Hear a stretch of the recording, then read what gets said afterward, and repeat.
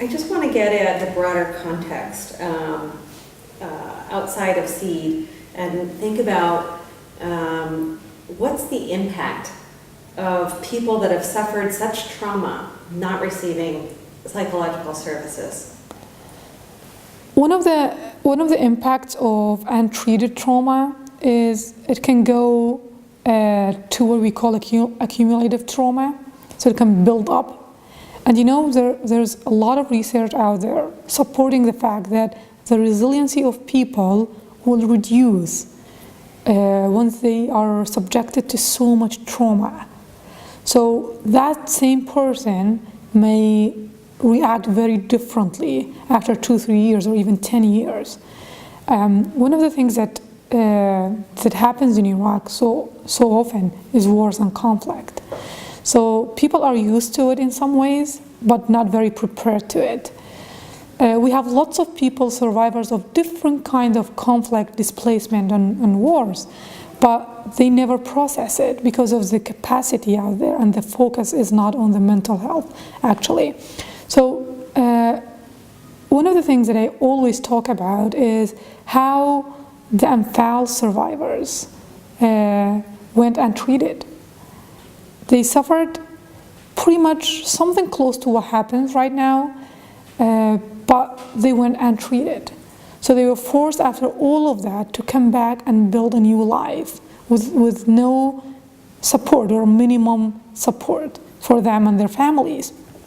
So you see them after many years. Like right now I'm working on this study with them.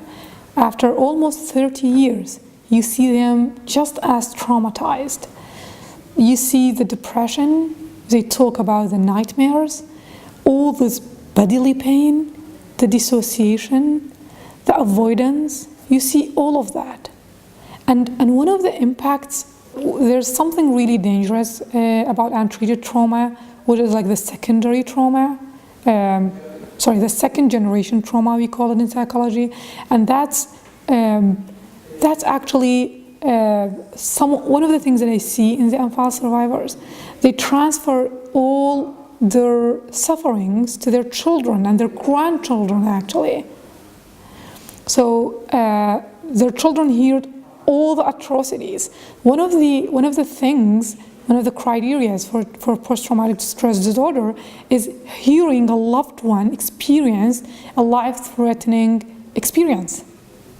So those people can be actually traumatized themselves too, like the children and the grandchildren. So one of the constraints to delivering psychosocial services and mental health services in general in Kurdistan is a lack of the capacity.